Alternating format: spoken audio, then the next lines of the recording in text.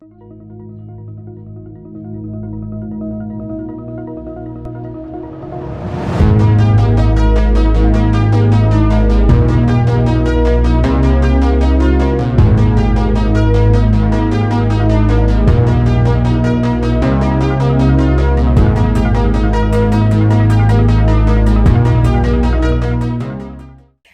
every business launched by college students is going to be a unicorn, but many successful entrepreneurs started something in college. Welcome to the Start Now College Entrepreneurship Series, bringing you the stories and lessons by people who didn't wait to chase their dreams. We want you to be inspired and go beyond. Don't wait and start now. I'm Lindsay Briggs. I'll be moderating this session of Start Now. Today's guests are Eric Jackson and Mylz Blake.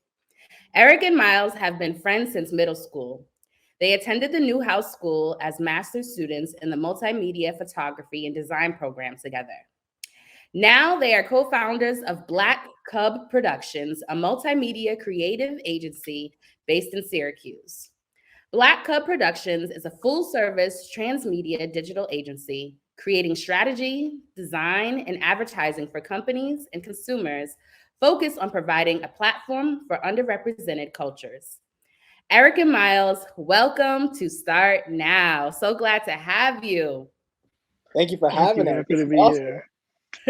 Of I saw course. some cool people on that opening graphic. I'm like, I know them.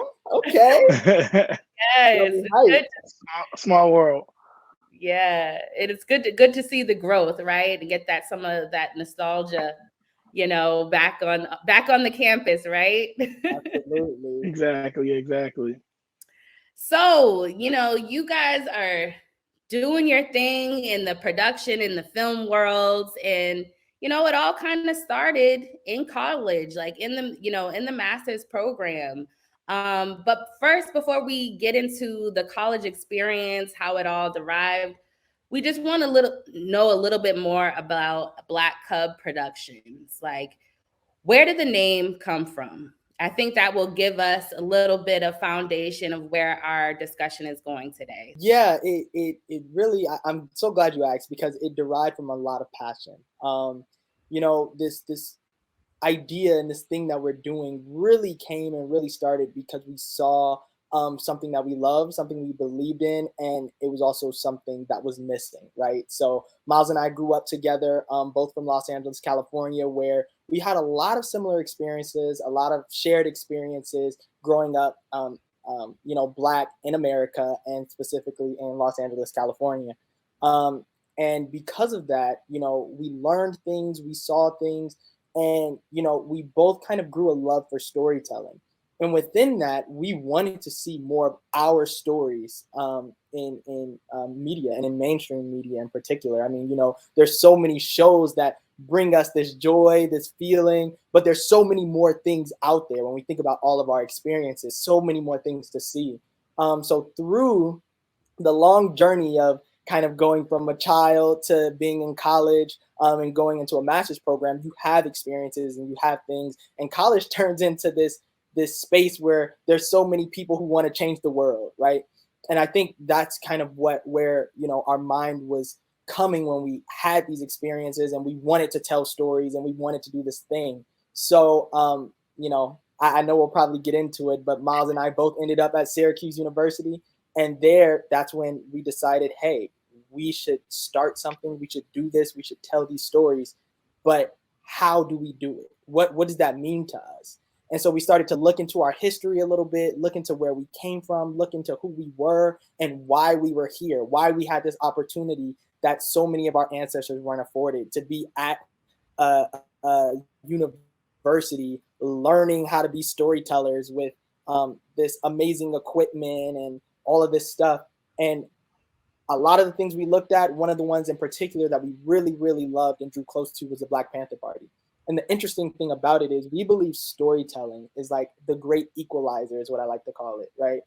If you understand somebody's story, even if you don't walk the same life as them, you can connect to them, right?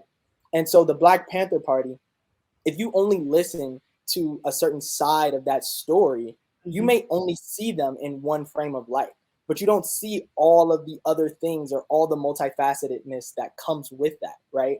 And so we thought that the programs that they did and the support they had for the community and what they really stood for was one of the many things that helped us be in this position that we are in today. And we felt that we were the offsprings of their hard work, their sacrifice, and their dedication. And so Black Cub Productions spawned from that idea, from all of our history, from all of our upbringing, and from thinking about our ancestry and what we wanted to do and how we wanted to bring people together and say that, hey, there's more to us than just this one thing that you might have saw from your perspective.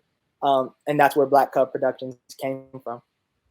Wow, that's so not just interesting, but inspiring, and like what a legacy. Because when we talk about starting something, it starts from passion, and it starts from your why and why you want to do something.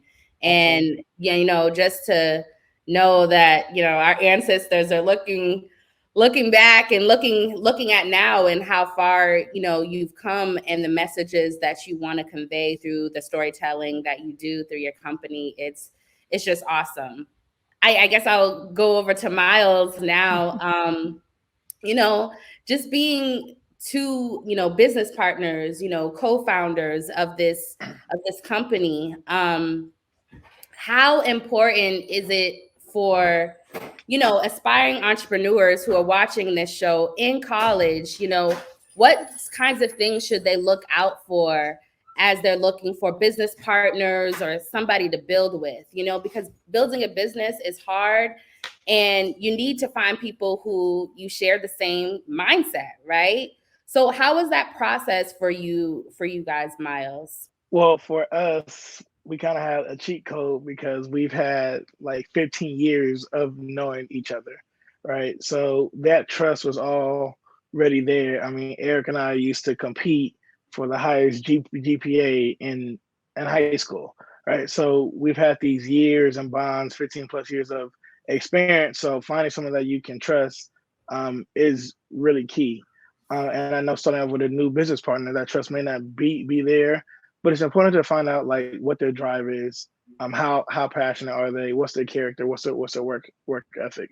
Because even if they don't have the technical skills, right, if they have the want to, and the character that aligns with you, I think that's the most important. So it's really creating expectations to build that team around you of like what type of person are you, what type of person are they, and however they are fit best into your business model. You guys have definitely found that in each other, and I know that that's like greatness and magic when you put that all together, and knowing that you have somebody to lean on that has the same mindset as you. Is it ever do you guys ever have times where you have to hold each other accountable? Being best friends and having that much history, is that ever a challenge in the working relationship? So how do you use those challenging moments together to get to the next level? So it's funny because we have a core friend group that we've been knowing again for the same amount of time, like 15 plus years. And within that friend group, we hold each other accountable, or like, bro, you know what you did wrong, da da da. And there's a lot of self accountability in that, right? Which is key. So like when we first started off Black Cub Productions, right? Eric and I were doing these things, but I also felt like I wasn't doing enough. So then I had to talk with Eric, like, yo, I need to start doing these things to try and keep up with you so that we can go even further. So again, that comes to trust and how much can you rely on your person, um, your business partner or your employee or whoever it is. Like, can you have that open dialogue, right? That's probably one of the most important things, is to be able to trust each other. Yeah, absolutely. And I'll just add to that just a little bit because I think it's such an important thing, and I'm glad you asked that. But I would say being an entrepreneur is like completely being under the microscope, right? You cannot hide as an entrepreneur, especially when you're starting off and it's just you and your business partner, the other owner, right? And all of your, I guess you can say, your flaws or your shortcomings or your weaknesses are going to be at the forefront, right? Because that's where you want to lean on each other for the other person's strengths, to help fill some of your weaknesses and vice versa. But to be able to do that, you have to be able to be open and real with one another to say, hey, I'm falling short here, or I don't quite understand this, or this isn't really my way of being able to do things. And the way that you guys might work might not work for one another. So how do you communicate through that, right? Like, because maybe you guys do work really well together, but maybe the way that you guys want to operate, even from something as simple as what time do you want to have your weekly meetings, right? Somebody might like to have 8 a.m. started right off. Another person might want to have like evening meetings. Let me get through all my stuff in the day, and then let's talk about it all in the evening time. And now, how do you communicate to best effectively get through that?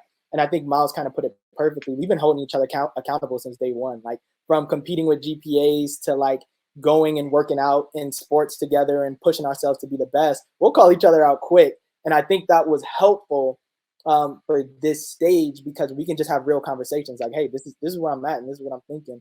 And it's okay if there's, conflict or there's disagreements. That's a part of growth.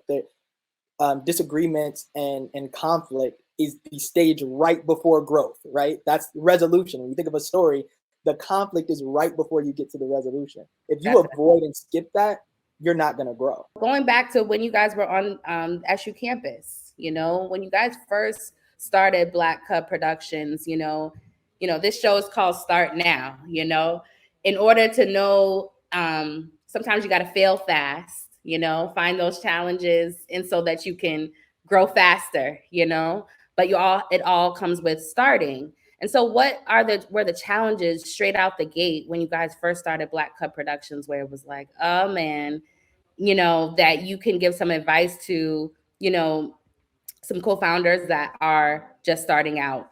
Well, I'll say our first biggest thing that took 10 years is us coming up with a name, right? That was a thing. I think it took us like 3 or 4 months to come up with a name. We even met with a professor and did these whole naming exercises, right? But then it was really, and shout out to Sean Brannigan for this. Just as the show is called Start Now, put out the MVP and see how whoever your target audience is, see how they respond. Second thing is you want to have some sort of system. It doesn't have to be built out crazy.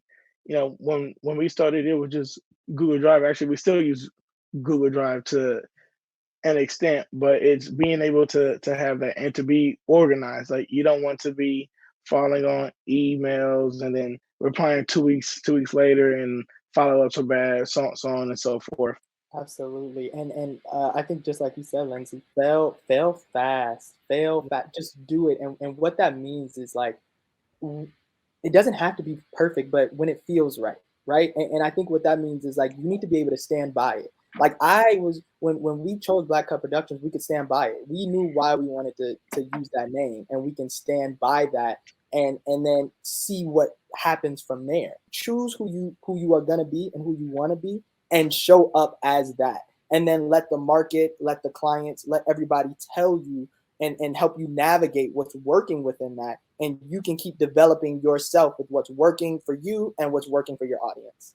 But can you talk about how you guys approached that together? That story of when you didn't have, an LLC, and how an LLC, came about. Yeah. So fall of 2017, I think Eric took one of Sean's classes, but he told me about this dude named Sean Brannigan.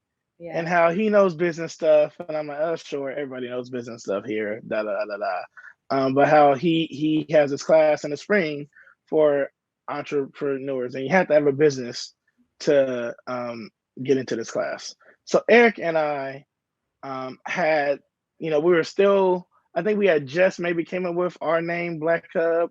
I mean, we were doing random jobs here or there. And so it's the first day. He had everybody explain what their business was. Mind you, we're coming from just having a name, and we're like, okay, we have a business, more so an idea than an actual business. Let's see what everybody else's thing is. And the first person is like, hey, my name is so-and-so, and I have a LLC. and we have this many users on our thing, and we doing this, and that. And we look at each other like, oh, this is like a legit like business class. Like people have these actual things and have been doing it for even years before this class. Like this isn't for someone who just had an idea and was like, maybe I'll start, maybe I won't.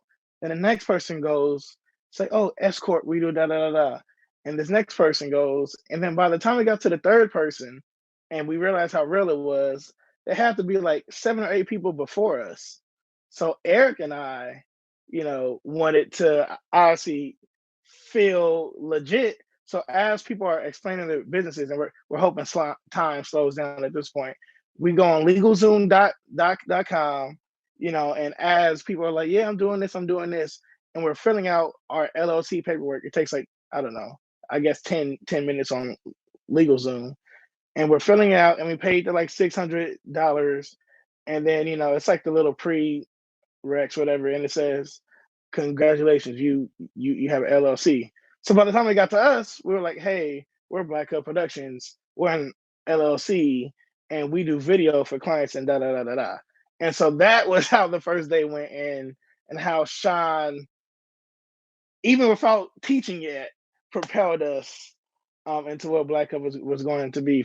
That's just awesome. And I know you guys felt like so good to say, "Oh, we got an LLC, it's our turn." But that's just awesome that you guys were even on the same page to just do it right then and there. What kinds of things did you do to invest in yourself and invest in your business? Absolutely. I mean, it starts off with your why and your passion, right? Because if you understand why you're doing it, it's going to lead you in the right direction. And so, with that being said, it makes it easier to think about spending money on something because you know why you want to do it. So, for us, we had classes that was pushing us out there to try to meet clients and work with people, right?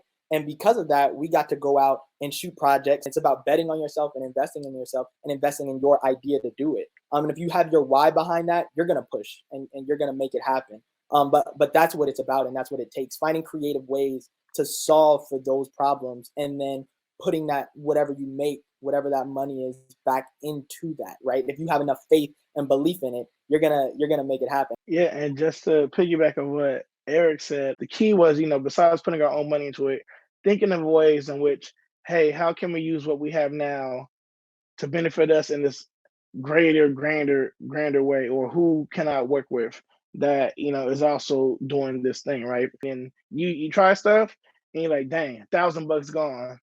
Oh well. And then there goes the decision. I'm an equipment guy, right? So Eric, I think we need these 20 items that cost us $2,500. And Eric's like, I think we need these 4 items, which cost us $600, and we still be able to do X, Y, and Z. So that's kind of how we started. We just put our own money into the pot and then just hacked the system that we were in. Let's kind of go into some of the work you guys are very proud of, some of the current work that you're working on now. Can we talk a little bit about some of the projects that you have going on that you're most proud of? Yeah, absolutely. There's one in particular. I mean, every time a new project comes up, we've been very, very fortunate to continue being loud and bold about what we want to do and about who we are and what we're trying to build. And because of that, I feel, a lot of projects align with our purpose, who we are, the type of stories we want to tell. So recently we got to work on a project, American Veterans, that's running on PBS. And we got to work on the digital series for that with in partnership with a company called Blue Chalk. And they hired us to work on an episode that talked about Black hair in the military. And it was a beautiful, beautiful episode that was very, very well spoken and speaks about, a lot of things that I think are experienced with her in the military, but also I think in work culture and sort of in society that, especially Black women, but also Black men have experienced and dealt with. And I know diverse cultures also have experienced and dealt with. So it was something that was really, really heartwarming for me to be able to, tell that story and have the opportunity to tell that story and see it go out and see how it's touching people. I think it just got released. I want to say not a couple days ago, and it's been getting a lot of great feedback. So it's something that I'm really appreciative of, because it's a story that needed to be told. So it's awesome that it's out there, and that so many people get to now experience that. It was definitely inspiration for me. I watched that episode, and just hearing about, the crown, your black hair being a crown, and it was so much a part of her journey. And I know and she talked about the pick, which was amazing, and she was able to display that. But just the trust that you guys have with your subjects, who are getting, in front of these cameras, it's just amazing. Find your why, and once you start, never stop. I'm taking that. I'm taking that with me, Mylz. There it is. There it is. Well, it was so nice having you guys on Start Now, and we look to stay connected, and keep doing what you're doing. And thank you for being on the Start Now show. Thank you for having Thank us. you, This was guys. fun. Absolutely. I'll see you guys later, and we'll talk soon.